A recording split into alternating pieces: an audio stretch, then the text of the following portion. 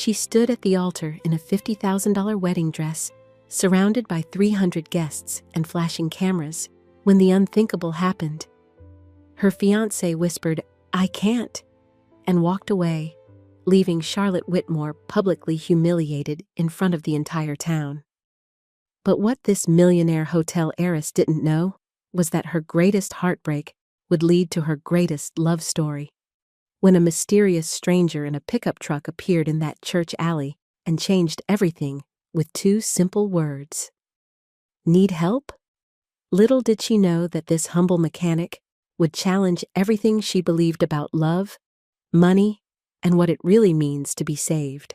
From the glittering world of luxury hotels to the grease-stained floors of a small-town garage, their forbidden romance would face family pressure, bitter pride, and a devastating betrayal that nearly tore them apart forever. Would Charlotte choose the safe, predictable life her mother planned for her, or risk everything for a love that society said could never work? This is the story of how two broken hearts learned that the most beautiful love stories aren't written in fairy tales. They're built in the quiet moments between two people brave enough to trust each other's scars. If you're ready to witness a love story that will restore your faith in true love, hit that subscribe button and tell me in the comments where you're watching from. The white dress felt heavier with each step down the aisle. Charlotte Whitmore, everyone called her Lottie, kept her chin up and her smile steady. The stone church was packed.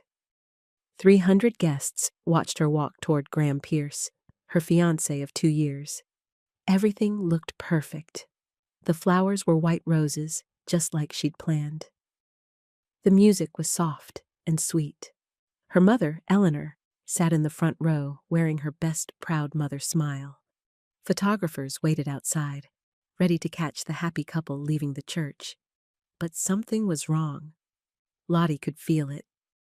Graham stood at the altar in his expensive tuxedo. His hands shook as she got closer. His face was pale, like he might be sick. She'd never seen him look so scared. Lottie reached him and took his trembling hands in hers. The priest opened his book and began to speak. The words felt far away, like they were underwater. "Do you, Graham Michael Pierce, take Charlotte to be your wife?" Graham looked at Lottie. His eyes were wide and full of panic. He opened his mouth, but no words came out at first. The church got very quiet. Too quiet. Finally, he leaned close to her ear and whispered, "I can't." Just 2 words, but they changed everything. Gasps echoed through the church. Someone behind them said, "Oh my goodness." Lottie felt like the floor might disappear under her feet. But she didn't fall apart. She didn't scream or cry or make a scene. She looked at Graham for a long moment. Then she nodded once, very small. She understood. He was scared, and scared people sometimes ran away. She couldn't force someone to love her enough to stay. Lottie turned around, still holding her bouquet. 300 faces stared at her. Some looked shocked. Others looked sorry for her. A few looked like they were enjoying the drama. She walked back down the aisle, slower this time. Her dress felt even heavier now. Behind her, she could hear people whispering. Graham's mother was probably making excuses. Her own mother was probably planning how to handle the press. At the back of the church, Lottie slipped through a side door instead of going out the front. She couldn't face the photographers yet. She needed air. She needed to think. The side door led to a narrow alley behind the church. It was quieter here. Just a few cars parked on the street. Lottie leaned against the stone wall and finally let herself breathe. Her wedding dress had a long train that caught on a rough piece of stone. She tried to pull it free, but it wouldn't budge. The white fabric tore a little. She stared at the rip and felt tears start to come. Need some help? Lottie looked up. A man stood near a blue pickup truck parked at the end of the alley. He was tall and broad-shouldered, wearing a clean white t-shirt and dark jeans. His skin was a deep brown, and his hands looked strong and steady, not shaky like Graham's. He walked over, moving slow and careful, like he didn't want to scare her. "Looks like your dress got caught." His voice was warm and calm, not pushy, not like he was trying to fix her whole life, just this one small problem.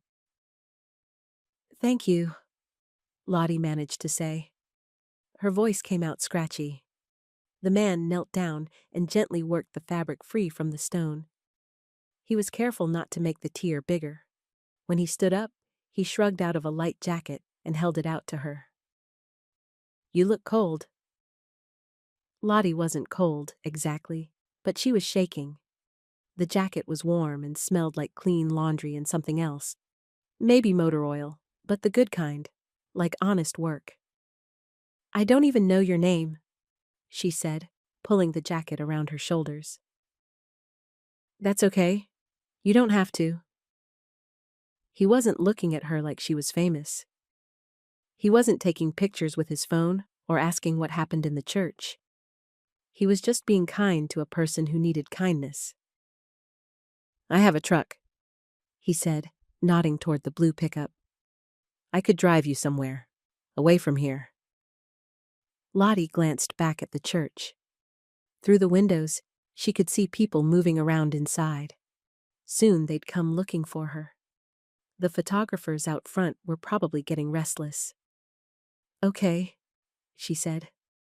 "Yes, please." The man opened the passenger door of his truck for her. The inside was clean and simple. A coffee cup sat in the holder. The radio was turned down low. Everything felt real and normal, not like the perfect wedding that had just fallen apart. He got in and started the engine. "Coffee?" he asked. "Or would you rather just drive around for a while?" Both," Lottie said. "If that's okay?" "Sure thing." They drove through the small coastal town in comfortable quiet. Lottie watched the familiar streets go by, the harbor with its fishing boats, the old houses with their painted shutters, the shops where she'd grown up buying ice cream and birthday cards. Everything looked the same, but she felt completely different. An hour ago, she was Charlotte Whitmore, about to be married to Graham Pierce. Now she was just Lottie, sitting in a stranger's truck, wearing someone else's jacket over her ruined wedding dress. The man, she still didn't know his name, drove to a little diner on the edge of town. It was the kind of place that stayed open all night for truck drivers and people who worked late shifts.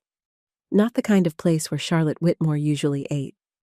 But Lottie wasn't Charlotte Whitmore right now. She was just a person who needed coffee and a quiet place to sit. He parked and looked at her. "You sure you're okay with going in? People might recognize you." Lottie looked down at herself. The wedding dress was wrinkled and torn. Her hair was coming out of its perfect style. The jacket covered most of the fancy beadwork on her dress. Maybe people wouldn't notice. "I think I'll be okay," she said. Inside the diner, they sat in a corner booth.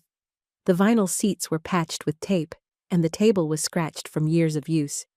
It wasn't fancy, but it felt safe. A waitress came over with 2 coffee cups and a pot of coffee. She looked at Lottie for a second longer than normal, but she didn't say anything, just poured the coffee and left them alone.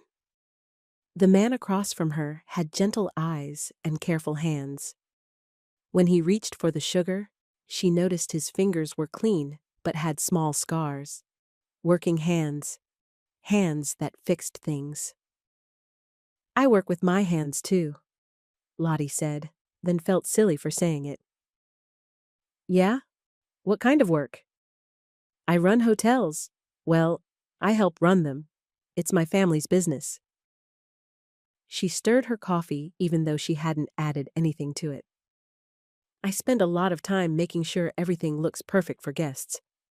That's important work. He wasn't being fake polite like most people when she talked about the hotels.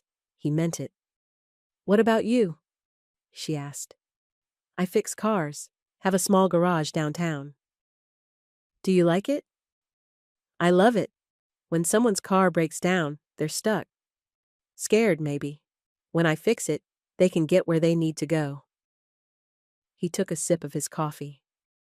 Not fancy work, but it matters. Lottie thought about that. Her work was fancy. Everything in the hotels had to be beautiful and expensive and perfect. But did it matter the same way? She realized her bracelet was stuck. The delicate clasp had gotten tangled somehow. She tried to fix it, but her hands were shaking too much. Here, the man said. He pulled a small tool from his pocket, something that looked like tiny pliers. With gentle, steady movements, he worked the bracelet free. There you go. Thank you. Lottie rubbed her wrist where the bracelet had been pinching. You carry tools in your pocket? Old habit. You never know when someone might need something fixed. The waitress came back and refilled their coffee cups. This time, she definitely recognized Lottie. She whispered something to another server, who glanced over at their booth. We should probably go, the man said quietly. He was protecting her privacy without making a big deal about it. Lottie felt grateful. When they got back to his truck, she tried to give him money for the coffee and gas. She pulled out her wallet, but he shook his head. I don't need money. Just glad you're okay. Most people wanted something from Charlotte Whitmore. Her money, her connections, her family's name. This man had helped her and asked for nothing back. He drove her to the side entrance of her family's estate, away from the main gate where reporters might be waiting. When he stopped the truck, Lottie didn't want to get out. The real world was waiting for her inside that house. Questions and phone calls and decisions about what to do next. You should keep the jacket, he said as she started to take it off. Wind's picking up. But it's yours. I've got others. Lottie pulled the jacket tighter around herself. It was like armor against whatever came next. Thank you, she said, for everything. You probably saved me from doing something stupid, like running down Main Street in this dress. You would have been fine. You're stronger than you think. She wasn't sure about that, but she liked that he thought so. When she got out of the truck, he waited until she reached the door safely before driving away. Through the kitchen window, she could see him turn the corner, taillights disappearing into the evening. Inside the house, her phone was buzzing with calls and text messages. The kitchen counter was covered with flowers that had been delivered for the wedding. Her mother's voice came from the living room, talking to someone on the phone about handling the situation. But Lottie didn't go toward the voices. She sat down at the kitchen table, still wearing the stranger's jacket over her ruined wedding dress. For the first time all day, she felt like she could really breathe. She looked at the diner receipt that had fallen out of the jacket pocket. At the bottom, someone had written in pencil, Warren Auto, Harbor Road. Warren, so that was his last name. She turned the receipt over and over in her hands, thinking about kind eyes and steady hands and the way he'd asked if she wanted coffee or silence. Like both were perfectly good choices. Outside, she could hear cars pulling into the driveway. People were coming to check on her, to ask questions, to help her figure out what happened and what came next. But right now, Lottie just wanted to sit in the quiet kitchen and remember what it felt like when a stranger offered her coffee and kindness without wanting anything in return. It had been the best part of the whole terrible day. Her phone buzzed again. This time, it was Graham. Lottie, I'm so sorry, his voice message said. I panicked. My family, They've been saying things and I got scared. Can we talk? Lottie listened to the message twice, then deleted it. Graham was sorry, but sorry didn't fix what happened. Sorry didn't change the fact that when it mattered most, he'd chosen fear over love. She thought about the man from the truck, Warren, and how he'd stayed calm when she was falling apart. How he'd fixed her bracelet with gentle hands and driven her somewhere safe without asking for her life story. Some people ran toward trouble to help. Others ran away from it to save themselves. Now she knew which kind of person Graham really was. And maybe, after today, she was starting to figure out what kind of person she wanted to be too. The jacket still smelled like clean laundry and honest work. Lottie pulled it closer and decided that tomorrow she was going to drive to Harbor Road and return it in person. Maybe Warren wouldn't remember her. Maybe he'd be too busy with his real life to care about the rich girl who'd had her wedding fall apart. But maybe, just maybe, he'd offer her coffee again. And this time, she'd know enough to say yes right away. Outside, the wind picked up, just like he'd said it would. But inside the jacket, Lottie felt warm and safe, and for the first time in a long time, curious about what tomorrow might bring. The next morning, Lottie sat in her father's old convertible, staring at the garage across the street. Warren Auto was painted in simple blue letters on a white sign. The building looked clean but worn, like it had been there for years. She'd been sitting in the car for 10 minutes, trying to get brave enough to go inside. The man's jacket was folded on the seat next to her. She could just leave it on the counter and say thank you. Simple. But her heart was beating fast, like she was about to do something important instead of just returning a jacket. The garage doors were open. She could see him inside, bent over the hood of an old sedan. He wore the same kind of white t-shirt as yesterday, and his movements were careful and sure. An elderly woman stood next to him, watching him work. Lottie took a deep breath and got out of the car. Inside, the garage smelled like motor oil and coffee. Tools hung in neat rows on the walls. Everything had a place. "Be right with you," the man called without looking up. He was explaining something to the elderly woman about her car's battery. "Now, Mrs. Chen, this battery is 7 years old. That's pretty good for a battery, but it's getting weak. I can charge it up for you today, but you might want to think about replacing it soon." The woman nodded. "Will it get me to my doctor's appointment next week?" "Yes, ma'am. I'll make sure of that. And if you have any trouble, you call me. I'll come get you." Mrs. Chen smiled and patted his arm. "You're a good boy, Malik." Malik. So that was his first name. After Mrs. Chen left, Malik wiped his hands on a clean rag and turned to Lottie. His face showed surprise, then something that might have been happiness. "You came back." "I wanted to return your jacket." She held it out to him. "And to say thank you again." He took the jacket but didn't put it on. "You didn't have to drive all the way down here." "I wanted to." The words came out before she could stop them.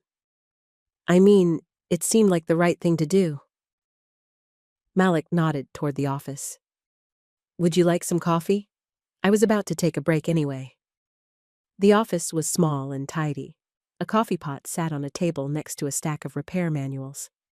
Malik poured 2 cups and handed one to her.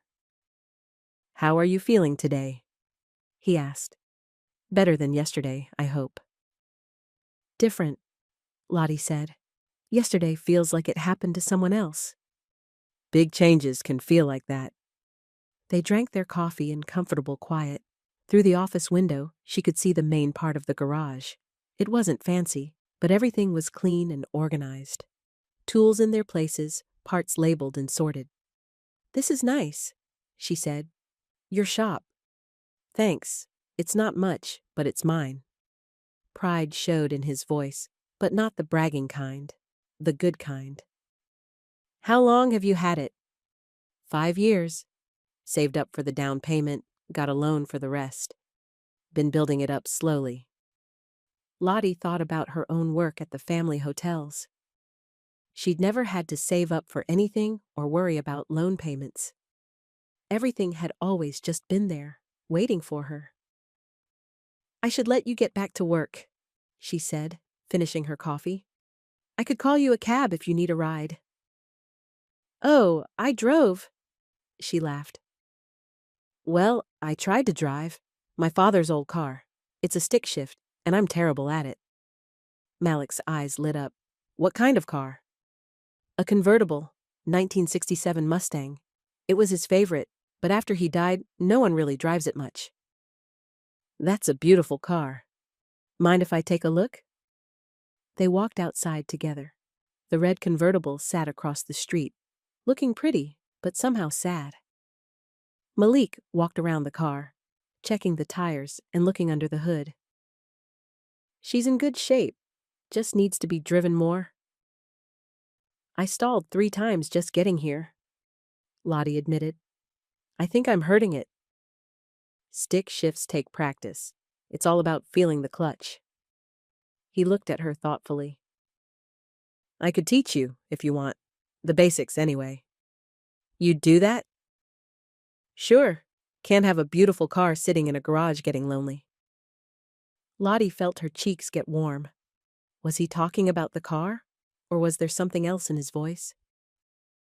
Let me move my truck, Malik said. Then we can practice in the parking lot behind the shop. For the next hour, Malik sat in the passenger seat while Lottie practiced starting and stopping. At first, she stalled every time. The car jerked and the engine died, and she wanted to give up. Easy, Malik said each time. Don't rush it. Feel the clutch catch, then give it gas slowly. He was patient in a way that made her want to try harder. Not impatient like Graham got when she didn't understand something right away. Finally, she managed to start smoothly and drive around the parking lot without stalling. I did it, she said, grinning. You're a natural. Just needed to find your rhythm. As they sat in the car, a teenager on a bicycle stopped to watch. The kid looked maybe 16, with curious eyes and worn clothes. Hey, Mr. Malik, the boy called. What you teaching? Come here, Tommy. Miss Lottie's learning to drive stick. Tommy walked over, suddenly shy. Malik made quick introductions, then started explaining how a clutch worked. Soon, Tommy was asking questions, and Malik was drawing diagrams in the dirt with a stick. Lottie watched Malik teach. He was good with the teenager, not talking down to him, but explaining things so Tommy could understand. When Tommy asked if he could learn to drive stick someday, Malik said, When you're old enough, and your mom says, okay, we'll practice. The way Malik talked to Tommy reminded Lottie of her father. Patient and kind, but not fake, real. After Tommy rode away, Malik walked Lottie back to the driver's side of the convertible. Thank you, she said, for the lesson, and for yesterday, and for being so nice to Tommy. Good kid. His mom works 2 jobs, so he spends a lot of time riding around town. I try to keep an eye out for him. Another person Malik was quietly taking care of. Yesterday, it had been her. Today, Tommy. Probably Mrs. Chen, too. Maybe I could come back for another lesson sometime? Lottie asked. Anytime, Malik said. I'm usually here. When Lottie got home, she found Graham waiting in the living room with his mother. Graham stood up when she walked in, his face red and nervous. Lottie, thank God. I've been worried sick. Mrs. Pierce, Graham's mother, sat straight-backed on the sofa, like she was holding court. She'd never liked Lottie much. Too independent, she told Graham once, thinking Lottie couldn't hear. Graham wants to talk, Eleanor said. Lottie's mother looked tired and stressed. I thought you should listen. I made a mistake, Graham said quickly. A huge mistake. I got scared. My mother was saying things about the press and your family's expectations, and I just panicked. What kind of things? Lottie asked. Mrs. Pierce cleared her throat. I simply pointed out that marrying into your family comes with certain pressures. The spotlight, the gossip columns. Graham isn't used to that kind of attention. And you thought running away at the altar would avoid attention? Graham winced. I wasn't thinking clearly. Lottie, please. We can fix this. We can have another ceremony, smaller this time. Private. Lottie looked at Graham.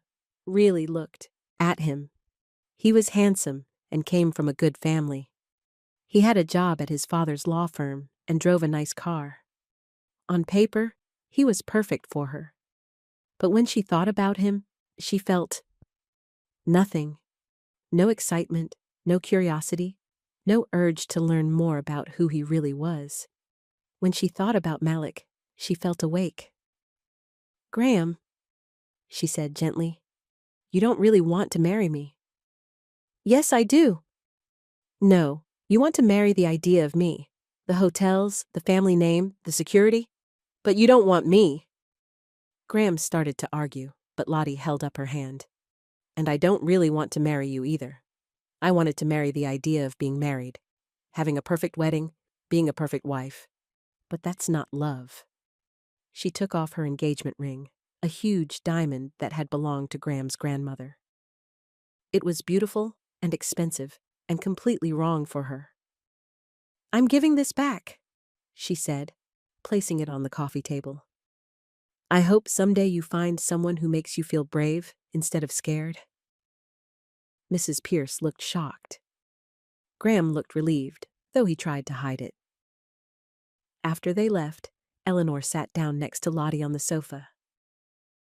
Are you sure about this, sweetheart? I'm sure. Lottie leaned against her mother's shoulder. Mama, I spent 2 years planning that wedding, and I was never once excited about the marriage. That should have told me something. Eleanor smoothed Lottie's hair. What will you do now? I don't know yet, but I want to find out. That evening, her phone buzzed with a text from an unknown number. Truck parts run later. If you need a short drive to practice, I'm around. Malik. Lottie stared at the message. Somehow, he'd gotten her number. Maybe from Mrs. Chen, who knew everyone in town, or maybe he'd just asked around. She typed back, Yes, where should I meet you? His response came quickly. Harbor Road, by the lighthouse. Good place to practice hills. An hour later, Lottie drove the convertible down to the harbor. Her starts were smoother now, and she only stalled once at a red light. Malik was waiting by his truck, hands in his pockets. When she pulled up, he smiled. How'd she drive? Better. Still stalled once, but I'm getting it.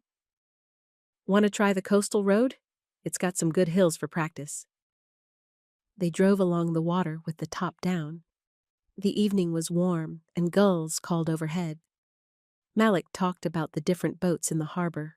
Which ones were fishing boats? Which ones were pleasure craft? My dad used to take me out on that one, he said, pointing to a small fishing boat. Teaching me to fix the engine when it broke down. Is that how you got into cars? Yeah. Dad said engines were engines. Boats, cars, tractors. All the same principles. Where's your dad now? Passed away 3 years ago. Cancer. Malik's voice was quiet but steady. He was proud of the shop, though. Said I was carrying on the tradition. Lottie thought about her own father, and how proud he'd been of the family business. But she'd never felt the same connection to it that Malik clearly felt to his work. They stopped at an overlook above the harbor. The sun was setting, painting the water gold and pink. It's beautiful here, Lottie said. Yeah, I come here sometimes when I need to think. What do you think about? Malik was quiet for a moment. Mostly about whether I'm doing things right. Building something that matters? I think you are. Mrs. Chen loves you. Tommy looks up to you. You take care of people. What about you? Malik asked. What do you think about when you come somewhere like this? Lottie considered the question. Lately, I think about whether I've been living my life or just following a script someone else wrote for me. And what did you decide? That I want to write my own script. I just don't know what story I want to tell yet. Malik nodded. Scripts are overrated anyway. Better to improvise. When he drove her back to her car, they sat for a moment in comfortable silence. The harbor lights were coming on, and the water lapped gently against the docks. Malik? Lottie said. I'd like to see you again. Not for driving lessons, just to see you. He turned to look at her. In the dim light, his eyes were warm and serious. I'd like that too, but you should know, I don't do things halfway. If we're going to spend time together, I want it to be real. Not because you're rebounding from your ex or looking for adventure. It would be real, Lottie said. I promise. Okay then. He smiled. Coffee tomorrow? Same diner? Yes. The next few days fell into a pattern.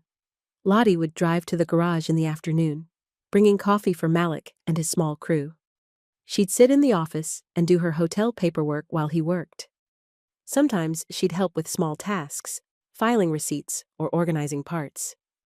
His crew got used to her quickly.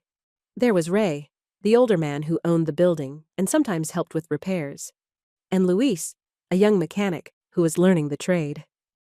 She's good luck, Luis told Malik one day when Lottie arrived with fresh donuts. Mrs. Patterson's car started right up after she got here yesterday. On Thursday, Malik's sister stopped by. Tess was a nurse at the local hospital, with kind eyes and her brother's warm smile. So, you're the famous Lottie, Tess said, looking her over with friendly curiosity. Famous for getting dumped at the altar, maybe. Famous for having good sense, sounds like to me. Tess accepted a cup of coffee and settled into a chair. Malik says you're learning to drive stick.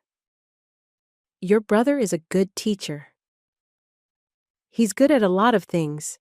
Terrible at asking for help, though. Always has been. Lottie glanced at Malik, who was pretending not to listen while he worked on an engine. What kind of help? Oh, you know. When Dad was sick, Malik tried to handle everything himself.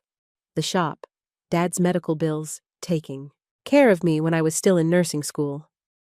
Tess shook her head. Nearly wore himself out. Tess, Malik warned. What? It's true. You're better now, but you still think you have to carry everything alone. That evening, Eleanor asked Lottie to invite Malik for dinner.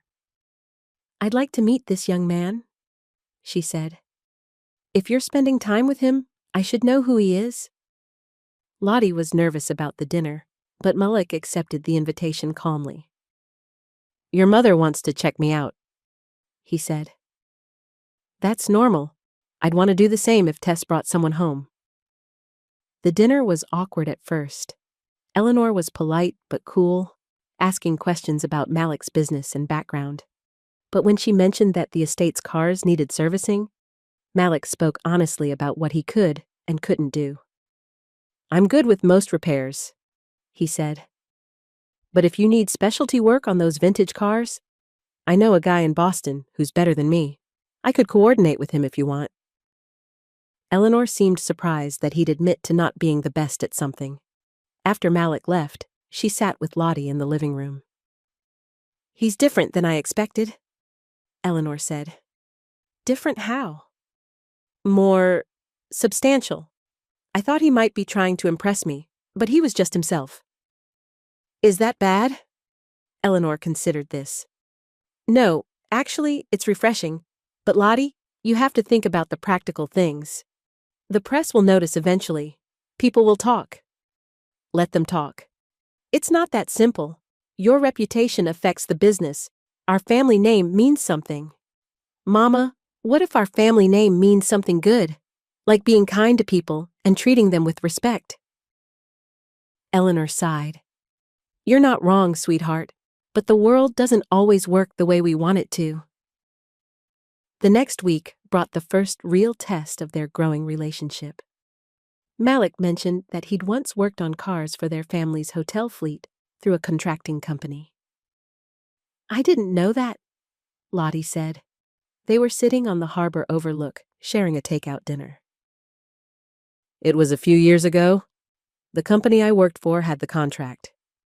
I'd go to the hotel to service the shuttle vans and the cars you keep for guests.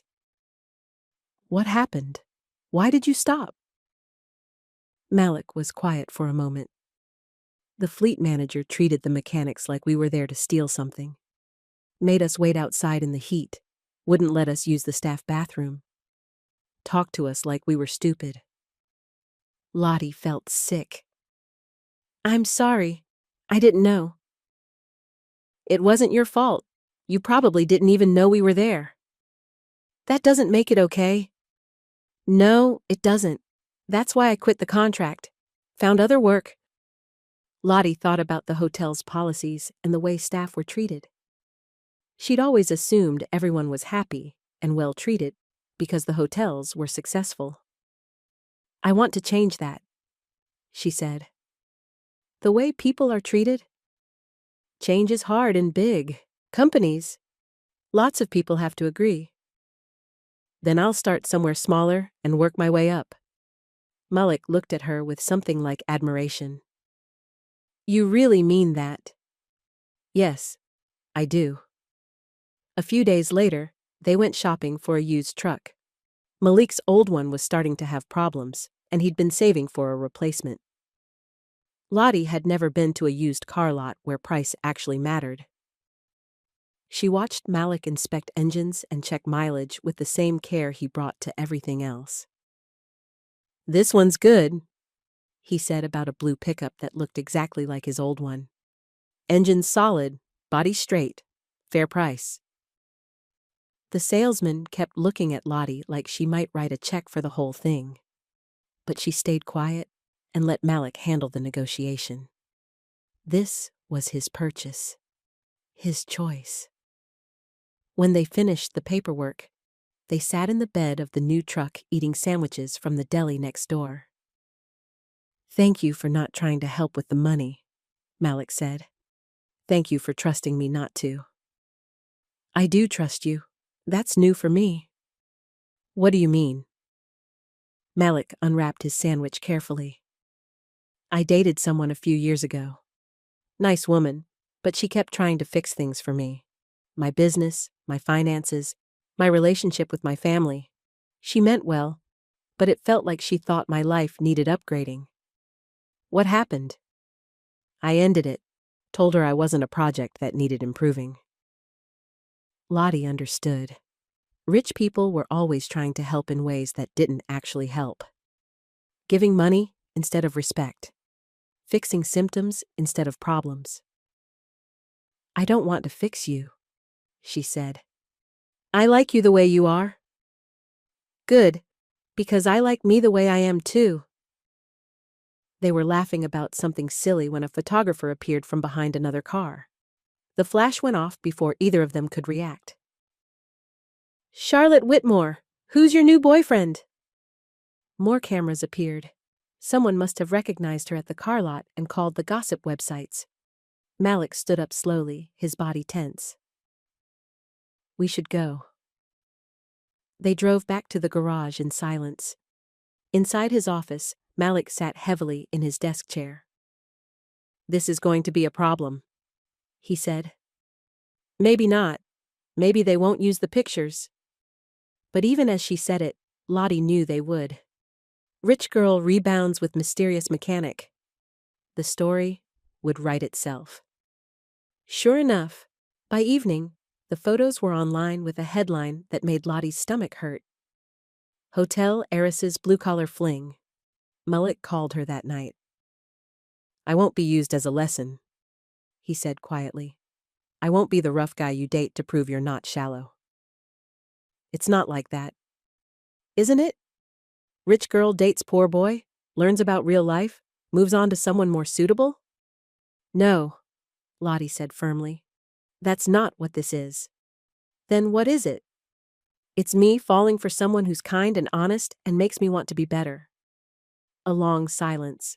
Then, "Okay, but we need rules. No more public places for a while. No pictures, no interviews, no using our relationship to make some point about class or whatever."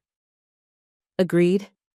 And if this gets too complicated, if it starts hurting your family's business or my shop, we take a break until things cool down." "I hope it doesn't come to that." "Me too. But I need to know you understand the stakes." Lottie did understand. Malik had worked hard to build his reputation and his business. She wouldn't let her family's fame destroy that. But as she hung up the phone, she realized something that scared her. She was falling in love with him. Really in love, not just attracted or interested. And that made the stakes higher for both of them. 2 weeks later, everything fell apart. Lottie arrived at the garage to find a notice taped to the door. Ray, the landlord, was raising the rent for the next quarter. Not by much, just $100 a month. But she could see the stress in Malik's face when he read it. "It's manageable," he told Luis and Ray. "We'll just take on more work." But that night, Lottie couldn't stop thinking about the notice. $100 a month was nothing to her. Less than she spent on coffee. For Malik, it meant working longer hours, taking on jobs he might not want, worrying about money. She could fix this easily, anonymously. Ray probably wouldn't even ask where the money came from. The next morning, she drove to Ray's office before the garage opened. "I'd like to pay 1 month's rent for Warren Auto," she said. "As an anonymous gift." Ray looked confused. "Anonymous?" "Yes. Don't tell Malik who paid it. Just that someone wanted to help." "Why would you do that?" "Because he's a good person who works hard, and sometimes good people deserve help." Ray shrugged and wrote up a receipt. "Your money." But Lottie's plan backfired completely. That afternoon, Ray stopped by the garage to thank Malik for the anonymous patron who'd paid a month's rent. Malik's face went very still. "Anonymous patron?" "Yeah, some wealthy lady. Wouldn't give her name, but she said you deserved help." Malik looked straight at Lottie, who was sitting in the office. His eyes were hurt and angry. "Excuse me," he said to Ray. Then he walked over to where she sat. "Can I talk to you outside?" His voice was calm, but she could feel the tension underneath. Outside, behind the garage, he faced her with crossed arms. "You paid my rent. I just wanted to help. I fix things," he said quietly. "I don't need fixing." "I know that. I wasn't trying to fix you. I was trying to fix a problem." "My problems are my problems. I don't need some rich girl swooping in to save me." The words hit like a slap. "That's not what I was doing." "Isn't it? Poor Malik can't handle his bills, so Charlotte rides to the rescue?" His voice was getting louder. "Did it make you feel good, like you were helping the needy?"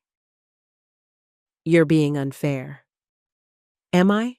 Because this feels exactly like what I said I didn't want. You treating me like a charity case." Lottie felt tears starting. "I love you, Malik. I was trying to help someone I love." Love doesn't mean taking over. Love means trusting people to handle their own lives. "I know that now. I'm sorry." But Malik was already walking away. "I need some time to think." Lottie stood behind the garage, still holding the receipt Ray had given her. watching the man she loved disappear into his shop without looking back. She'd tried to help, and instead, she'd proven that she was exactly the kind of person he was afraid she might be. Someone who thought money could fix anything. Someone who couldn't see the difference between helping and taking over. The worst part was that he was right. She had felt good about solving his problem. She'd felt useful and generous and needed. She'd felt like the wealthy girlfriend who saves the day. Lottie sat in her car outside Ray's office, staring at the receipt in her hands. She'd made a terrible mistake, but maybe she could fix it. Ray looked surprised to see her again so soon. "I need to undo the rent payment," she said. "Can you give me my money back and credit Malik's account for next month instead?" "Why would you want to do that?" "Because I did it for the wrong reasons, and it hurt someone I care about." Ray scratched his head. "This is getting complicated, but okay, if that's what you want." "It is. And Ray? When you give him the credit, don't mention me at all. Just say there was an accounting error or something." "You sure about this?" "I'm sure." Back home, Lottie sat at her father's old desk and wrote a letter. Not an email or a text, but a real letter on paper. She wrote it 3 times before she got it right. "Malik, I messed up. I paid your rent because I wanted to feel useful, not because you needed saving. You were right. I treated you like a problem to solve instead of a person to respect. I've undone the payment. Ray will credit your account differently, but the money came back to me. I'm sorry for proving I'm exactly the kind of person you were afraid I might be. You deserve someone who trusts you to handle your own life. If you want to talk, I'll be at the diner tomorrow at 7. If you don't come, I'll understand. Lottie." She folded the letter carefully and drove to the garage after closing time. The doors were locked, but she slipped the envelope under the side door where Malik would find it in the morning. The next day dragged by. Lottie tried to work on hotel paperwork, but she couldn't concentrate. At 6:30, she drove to the diner and sat in the same corner booth where they'd first had coffee. 7 o'clock came and went, then 7:15, then 7:30. At 7:45, the diner door opened. Malik walked in, looking tired and uncertain. He slid into the booth across from her. "I got your letter," he said. "I'm glad you came." "I almost didn't." He signaled the waitress for coffee. "I've been angry for 2 days, not just at you. At myself, too." "Why at yourself?" "Because I jumped to the worst conclusion. Because I've been waiting for you to prove you're like everyone else who thinks money fixes everything." The waitress brought his coffee and refilled Lottie's cup. They sat in silence for a moment, both adding sugar they didn't need. "I talked to Tess," Malik said finally. "She told me I was being an idiot." "What did she say exactly?" "That you made a mistake, but mistakes aren't the same as bad intentions, and that I've been so scared of being some rich girl's project that I can't tell the difference between help and insult." Lottie wrapped her hands around her coffee cup. "She's smart." "Yeah, she also said I need to stop assuming the worst about people who care about me." He looked up at her. "Do you care about me?" "Yes, I love you, Malik, but I understand if you can't trust that anymore." "I want to trust it, but I need to know you understand why what you did hurt so much." "I do understand. You've worked hard to build something that's yours. When I paid that rent, I acted like what you built wasn't enough. Like you needed rescuing." "Yeah, that's exactly how it felt." "And I need you to understand something too," Lottie said. "I'm still learning how to love someone without trying to manage their life. I grew up in a family where money solved problems. It's going to take time for me to unlearn that." Malik nodded slowly. "So what do? We figure out rules, boundaries, ways to help each other that don't feel like taking over." "I'd like that." They left the diner together and drove to the harbor overlook. In the moonlight, the water looked calm and silver. "I have an idea," Lottie said. "What if we write down our rules, like a contract, but for how we want to treat each other? A relationship contract? Sort of. Things like, if you need help, you have to ask for it directly. And if I want to help, I have to ask permission first." Malik smiled for the first time in days. "That's very businesslike of you." "I am a businesswoman. I like things in writing." They spent the next hour sitting on the hood of Malik's truck, writing their agreement on the back of a gas station receipt. They took turns adding rules. If one person needs help, they have to ask clearly. If someone offers help, the other person can say no without hurt feelings. Money decisions stay separate unless both people agree. No secrets that affect the other person. Family problems get talked about, not hidden. If we're fighting, we take a break to cool down before saying things we can't take back. When they finished, they both signed it. Malik folded the receipt and put it in his wallet. "This feels silly," he said. "Silly but good?" "Yeah, silly but good." The next morning, Lottie found her mother in the garden, cutting roses for the house. "I need to tell you something," Lottie said. Eleanor straightened up, holding the flowers. "About Malik? About me. I did something stupid, and I need to learn from it." She told her mother about the rent payment and the fight that followed. Eleanor listened without interrupting. "You meant well," Eleanor said when Lottie finished. "Meaning well isn't enough. I hurt him because I acted like his life needed improving." Eleanor was quiet for a moment, arranging the roses in her basket. "When your father was starting the hotel business, my mother kept offering to invest money. She thought she was helping. But what she was really saying was that she didn't believe he could succeed on his own." "What did Dad do?" "He told her that if she couldn't trust his judgment, then maybe she shouldn't trust him with her daughter either." Eleanor smiled at the memory. She got the message. "Are you saying I should break up with Malik?" "No, sweetheart. I'm saying that real love means believing in someone's strength, not just wanting to protect them from struggle." That afternoon, Lottie drove to the garage. Malik was working on Mrs. Chen's car again, a different problem this time. "The air conditioning went out," he explained. "She can't afford to fix it right now, so I'm going to patch it until she can save up."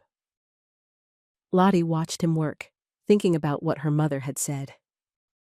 Malik wasn't avoiding Mrs. Chen's problem. He was finding a creative solution that respected her dignity and her budget. "Can I help?" she asked. "I could hold the flashlight." "Sure." For the next hour, she held tools and shined light while Malik worked. They didn't talk much, but it felt comfortable, like they were a team again. When Mrs. Chen came to pick up her car, she tried to pay for the parts, but Malik waved her money away. "Just buy me coffee next time you see me at the diner," he said. After Mrs. Chen left, Lottie looked at Malik with new understanding. "You help people all the time." "That's different." "How?" "I help by doing what I'm good at, using my skills, not by throwing money at problems." "Teach me," Lottie said. "Teach me how to help the right way." The next few weeks fell into a new rhythm. Lottie started coming to the garage not just to visit, but to work. She organized the appointment book and helped with customer calls. When someone needed a ride while their car was being fixed, she offered to drive them. Small things. Useful things that matched her actual skills. She also started making changes at the hotel. She met with the fleet manager, who had treated Malik's old company so poorly. "I want to review our policies for contractors," she told him. "Make sure we're treating vendors with respect." The fleet manager looked uncomfortable. We've always maintained professional standards. Professional doesn't mean making people wait outside in the heat or refusing to let them use staff restrooms. I don't recall. Then let's make sure it doesn't happen going forward. Here's a list of basic courtesy standards for anyone working on our property. It wasn't a dramatic confrontation, just a businesswoman setting expectations. But it felt important. At home, Eleanor watched these changes with quiet approval. "You're different," she told Lottie over dinner one evening. "More purposeful." "I'm figuring out what I actually care about." "And what's that?" "Treating people well, building something that matters, being with someone who makes me want to be better." Eleanor reached across the table and squeezed her daughter's hand. "Your father would be proud." A month after their fight, Malik asked Lottie to meet him at the harbor overlook. When she arrived, he was sitting on a bench with a small box in his hands. Her heart jumped. "Is that?" "Depends. Are you ready for the next step?" "What kind of next step?" Malik opened the box. Inside was a simple ring. Not huge or flashy, but beautiful. Classic. "The kind where we stop dating and start building a life together," he said. "The kind where we sign a lease together and argue about what color to paint the kitchen." Lottie sat down next to him, suddenly breathless. "Are you asking me to marry you?" "I'm asking if you want to build something real, something that belongs to both of us." She thought about the relationship contract in his wallet, about Mrs. Chen's grateful smile, about the way he'd taught Tommy about clutches without talking down to him. "Yes," she said. "I want to build something real with you." He slipped the ring onto her finger. It fit perfectly. "How did you know my size?" "Tess helped me figure it out. Sisters are good for that kind of thing." They sat on the bench, holding hands, watching the harbor lights come on. A fishing boat headed out for the night catch, and gulls called overhead. "Should we call our families?" Lottie asked. "In a minute. Right now I just want to sit here with my fiancé." Lottie liked the sound of that word. Fiancé. But this time, it felt different than with Graham. This time, it felt like the beginning of something instead of the end. When they finally called their families, the reactions were exactly what Lottie expected. Tess screamed with happiness and demanded to know when she could start planning an engagement party. Eleanor cried a little and asked if they wanted to have dinner that weekend to celebrate. "Nothing fancy," Malik said. "Just family." "Just family," Eleanor agreed. That Saturday, they had dinner in Eleanor's dining room. But it wasn't the formal affair Lottie had grown up with. Tess brought her famous sweet potato pie. Malik wore his best shirt, but not a suit. Eleanor cooked pot roast instead of having it catered. It felt like what family dinner should feel like.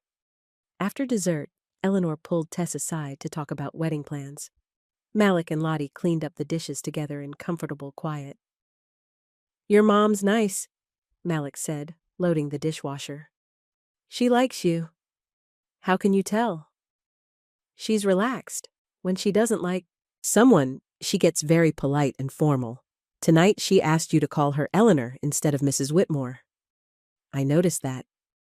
"And she let Tess rearrange her flowers. Mom never lets anyone touch her flower arrangements." They finished cleaning up and found Eleanor and Tess in the living room, looking at pictures on Eleanor's phone. "We're thinking about the yacht club for the reception," Eleanor said.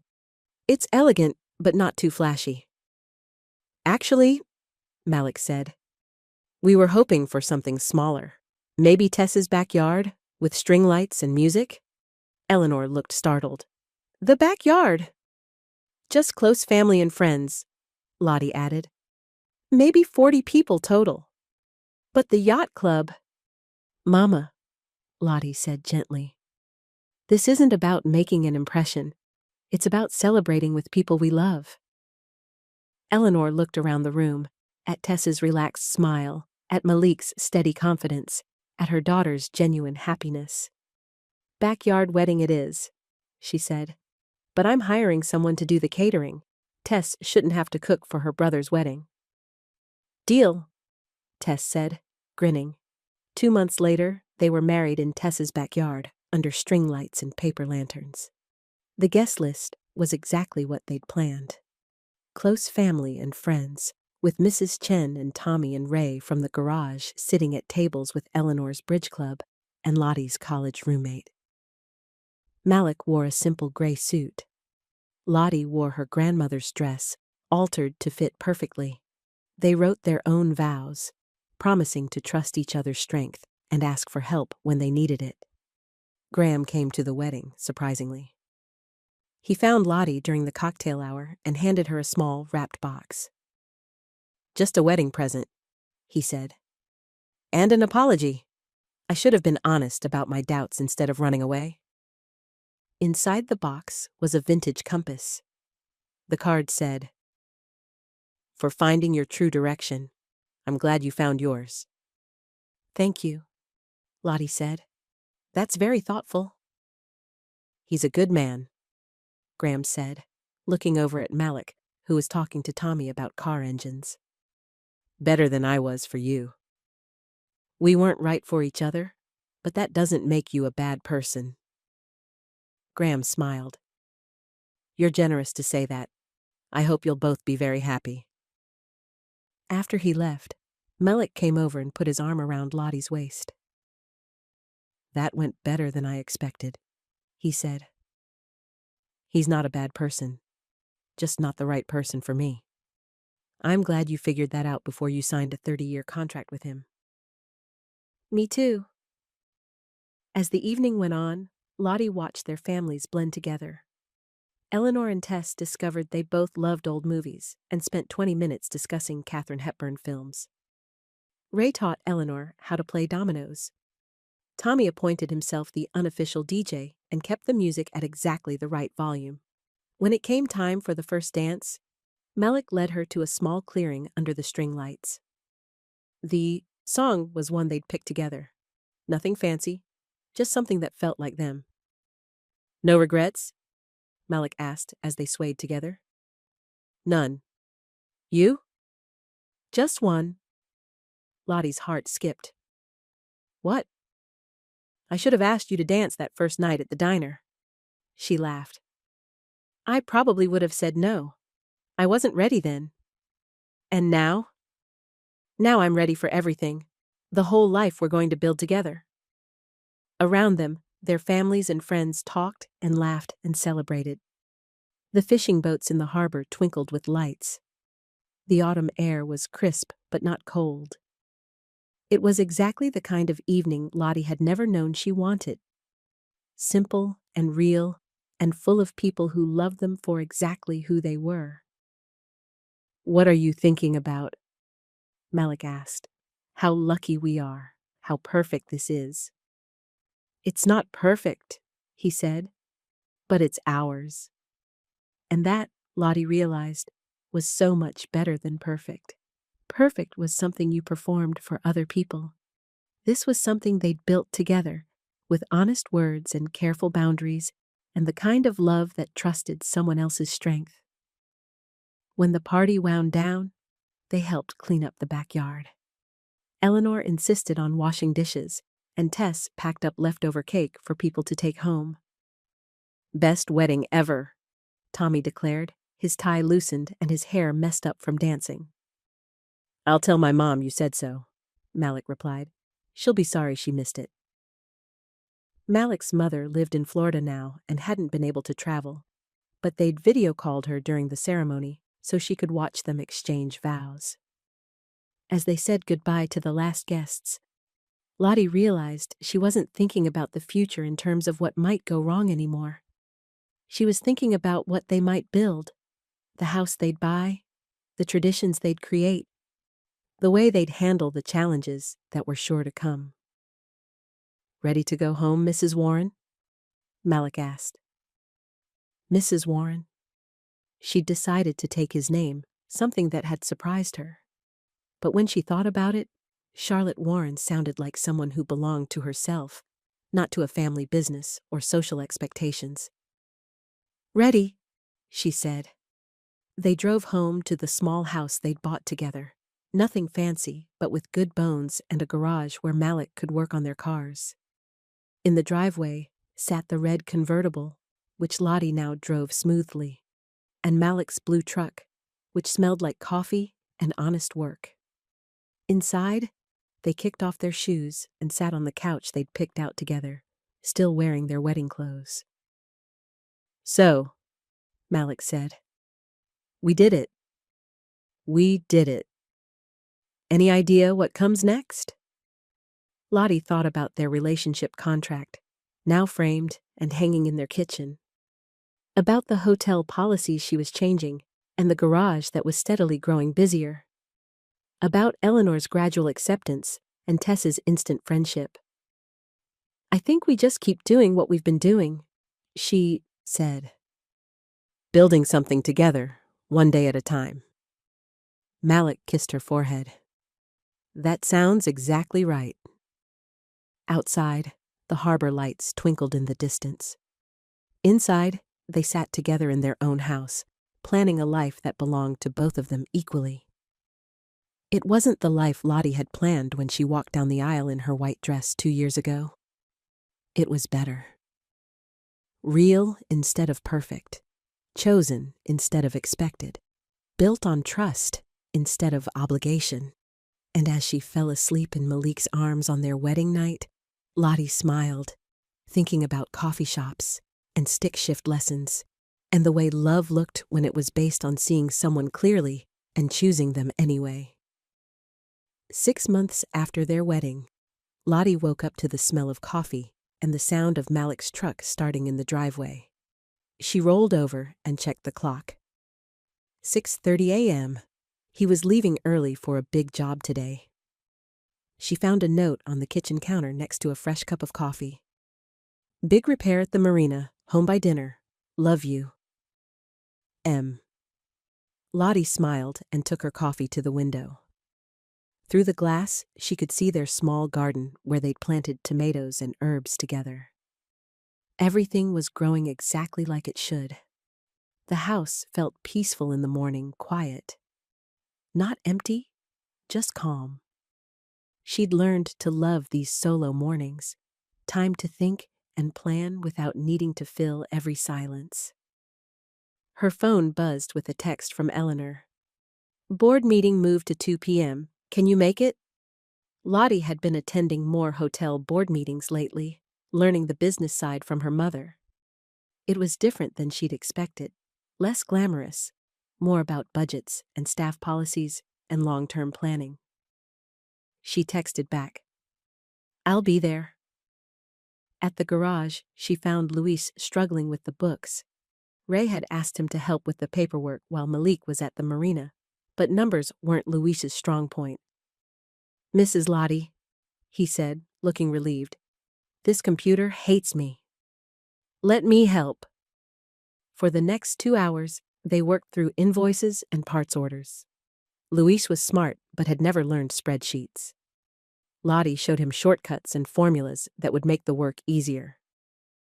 "You're good at this," he said. "I've had practice. Want me to show you how to set up automatic reminders for oil changes?" "Yeah, Mr. Malik's been talking about that." They were deep into setting up the system when Tommy appeared in the doorway. He was taller now, almost 17, and had been working part-time at the garage after school.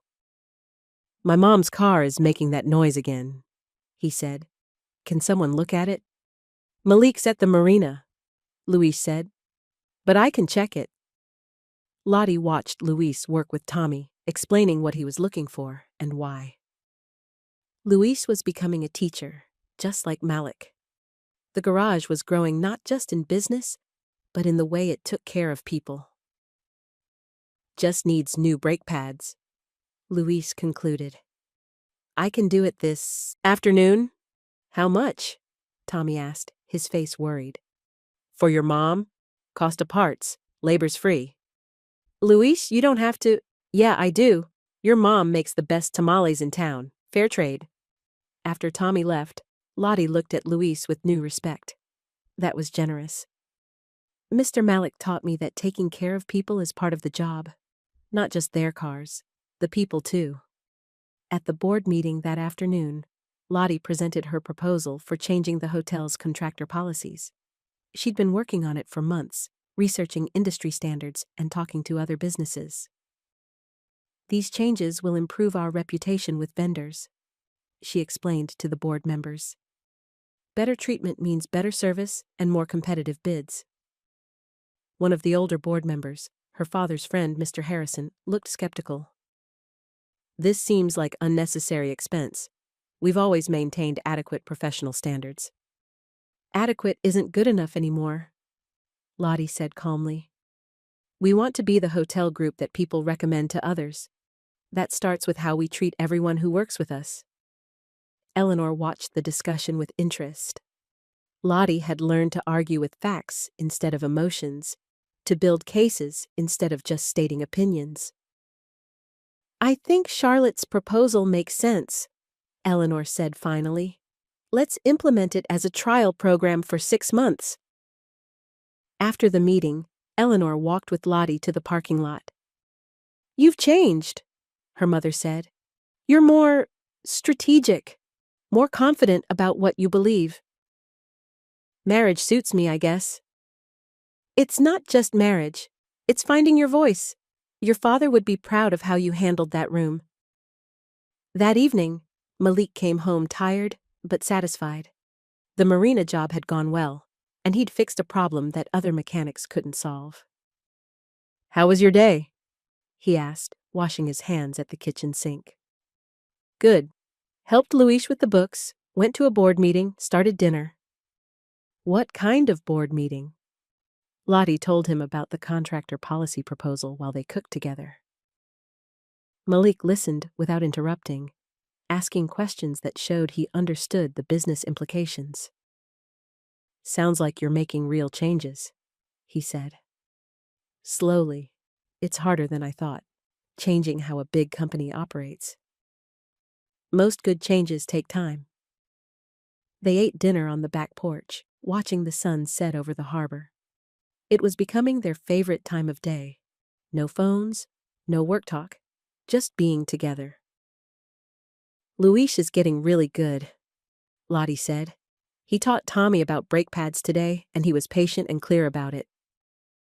Luis has good instincts. He'll make a fine mechanic. He reminds me of you, the way he cares about people, not just cars.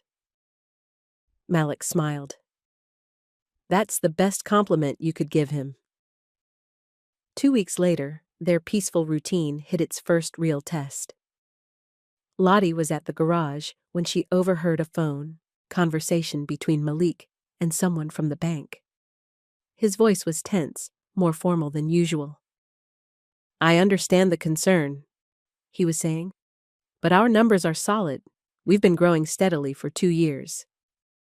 When he hung up, his face was troubled. Everything okay? Lottie asked. Bank's getting nervous about extending our line of credit. They want us to bring in a partner with more assets, or they're going to reduce our limit. What does that mean? Means I can't buy inventory in advance anymore. Can't take on bigger jobs that require expensive parts up front. Basically, it limits how much the business can grow. Lottie felt her old instincts kick in, the urge to solve, to fix, to write a check that would make the problem disappear. But she remembered their relationship contract, now hanging in their kitchen like a daily reminder. What are you going to do? She asked, instead of offering solutions. Not sure yet. Maybe find a different bank. Maybe scale back expansion plans for a while. That night at home, Lottie researched business loans and credit options. Not to solve Malik's problem, but to understand it better. When he found her at the computer, surrounded by printouts, he sat down next to her. What's all this? Research. I wanted to understand business credit better, in case you want to talk through options. And there might be some alternatives you haven't considered, But I'm not going to tell you what to do. If you want to hear ideas, I'm here. If you want to handle it yourself, that's fine too. Malik looked at the research she'd done. Pages of notes about different types of business loans, credit union options, SBA programs. You did all this just to understand my problem? Our problem. We're married now. Your business affects both of us. But you're not trying to fix it for me. I'm trying to be a good partner. There's a difference. Malik leaned back in his chair. Okay, I'd like to hear your ideas. For the next hour, they went through the options together. Lottie explained what she'd learned, and Malik talked about which approaches might work for his situation. The credit union sounds promising, he said finally. They focus on local businesses, and our account history is solid. Want me to make some calls? I know people at First Maritime. No, but would you come with me when I go in to talk to them? Of course. The next day, they dressed in their best clothes and drove to the credit union together. Lottie stayed quiet during the meeting, letting Malik present his case. But when the loan officer started asking detailed questions about cash flow projections, she handed over the financial analysis she'd prepared. My wife helped me organize the numbers, Malik said simply. The loan officer looked impressed. These projections are very thorough, professional quality. We work well together, Malik said, squeezing Lottie's hand under the table.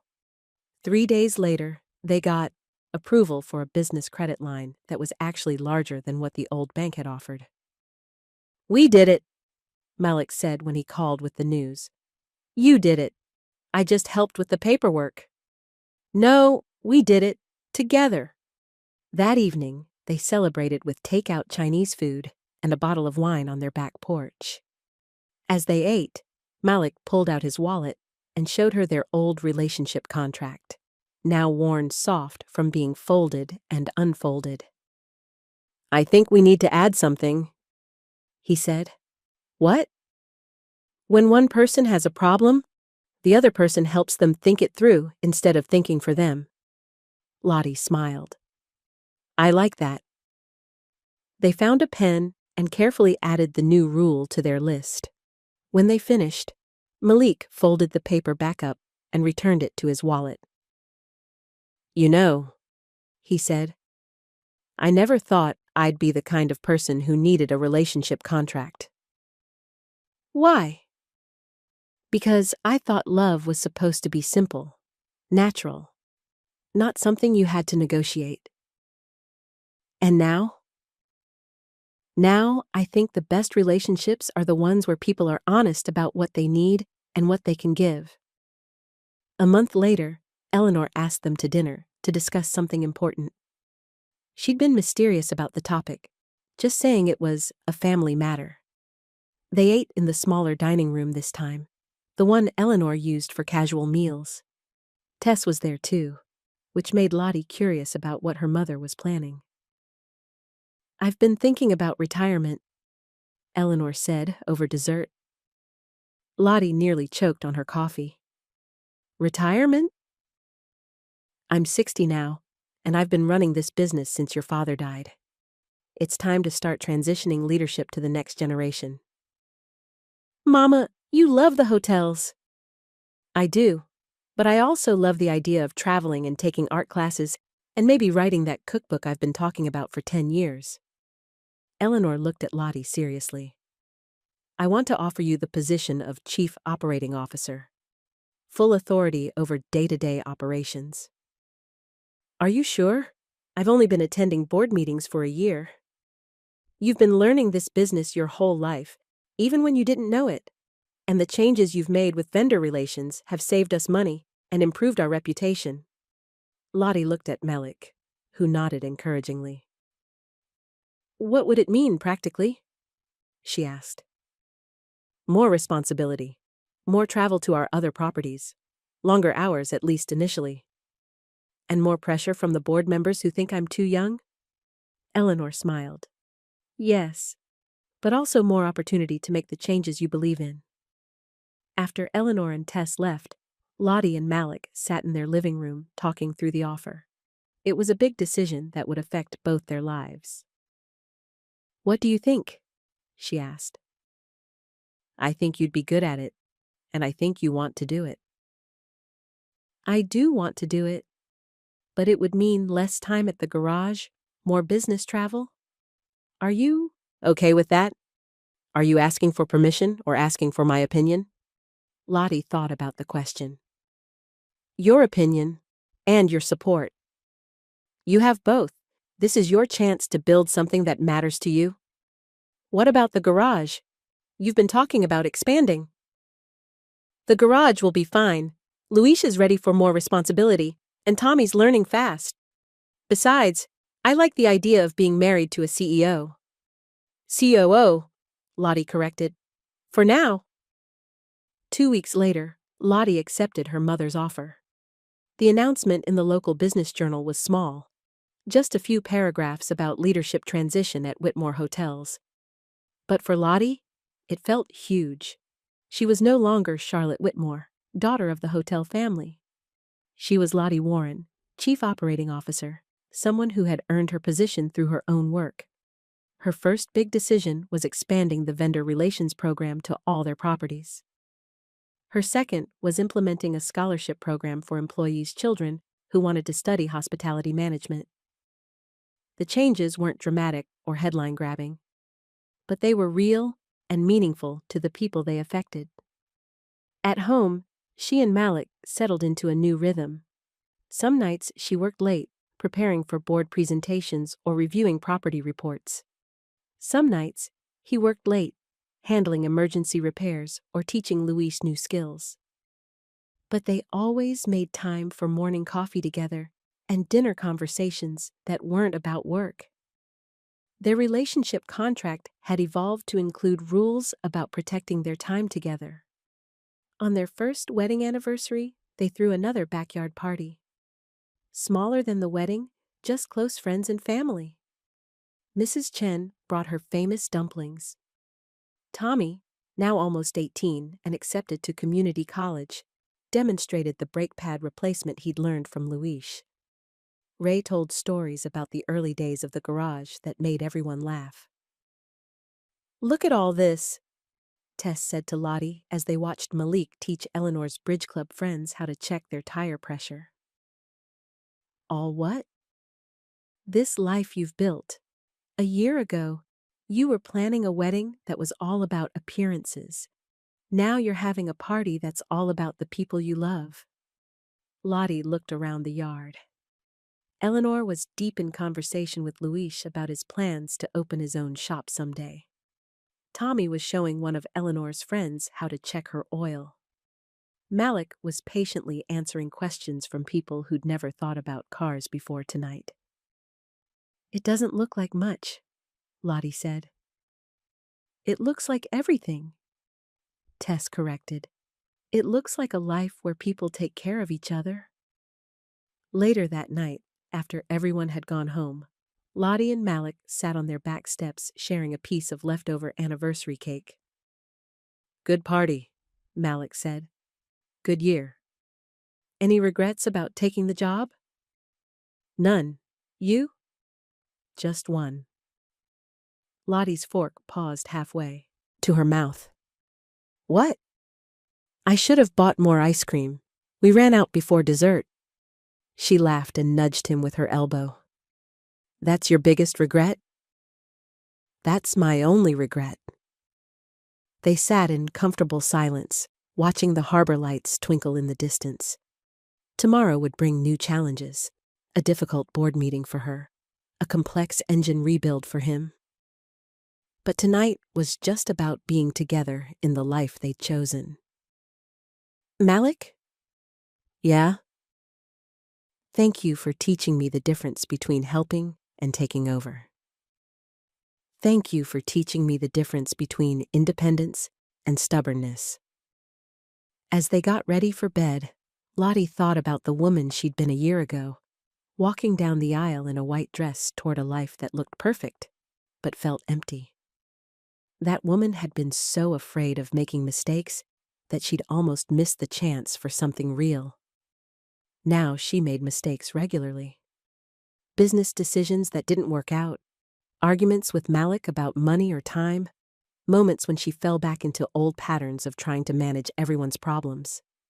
But the mistakes didn't scare her anymore, because she'd learned how to fix them. How to apologize honestly, how to ask for help when she needed it, how to trust that the people who loved her would forgive her imperfections. "What are you thinking about?" Malik asked, catching her smiling at herself in the bathroom mirror. "How different everything is from what I planned." "Better or worse?" "So much better. Better in ways I didn't even know were possible." In bed, they talked quietly about their plans for the weekend.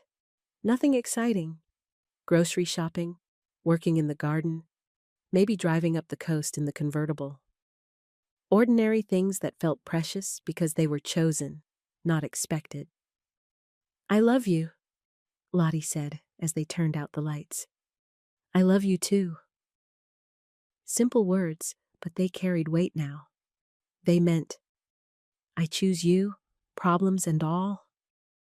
I trust you to handle your own life. I'm here when you need me, and I'll ask for help when I need you. I believe in the life we're building together, one ordinary day at a time." Outside, the harbor was quiet except for the gentle sound of waves against the docks.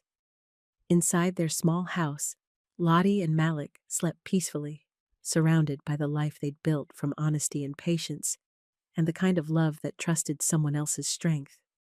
In the morning, there would be coffee and conversation, and the shared work of building something that mattered.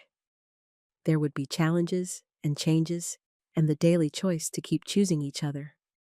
But tonight, there was just this.